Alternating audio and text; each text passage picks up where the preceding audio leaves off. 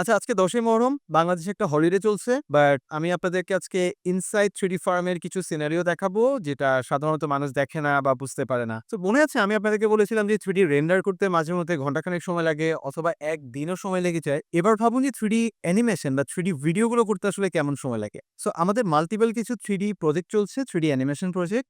তো আজকে অফিস বন্ধ হওয়ার পরেও আমাদের টিমমেটরা অফিসে নাই।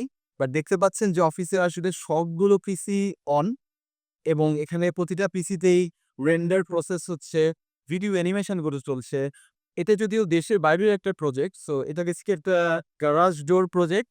সো যেটা বেসিক্যালি আমাদের 3D অ্যানিমেশন চলছে এখন প্রজেক্টটা ক্লায়েন্টের অ্যাপ্রুভাল এর পরে।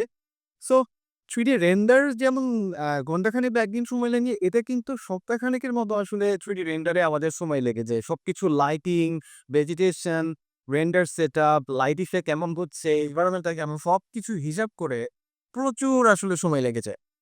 এদিকে একটা সেটআপ আমি দেখালাম। এবার এই সেটআপটা আমি দেখাচ্ছি। এখানেও সেইম গোজ অন।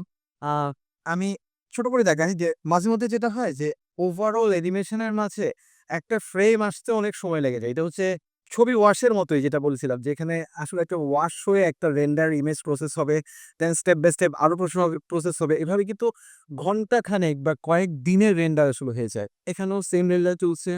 এখানে আরেকটা প্রজেক্টের একটা মাস্টারম্যান ভিউ রেন্ডার চলছে। ওভারঅল বার্ডস আই থেকে জিনিসটা কেমন হচ্ছে সেটা দেখানোর জন্য।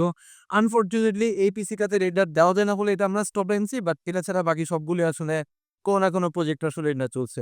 তো এটা 3D ফার্মের মোটামুটি একটা প্রতিদিনের একটা হিস্ট্রি বলা যেতে পারে।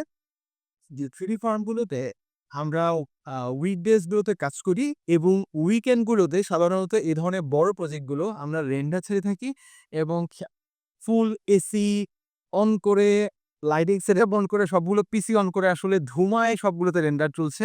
সো এটা আ মেবি আমি ফার্স্ট টাইম শেয়ার করলাম সবার সাথেই যে একটা 3D ফার্মে আসলে কি ঘটে যখন কেউ থাকে না।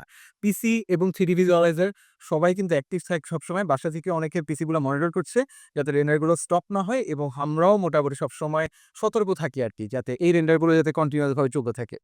নেক্সট ভিডিওতে আবার দেখা হবে।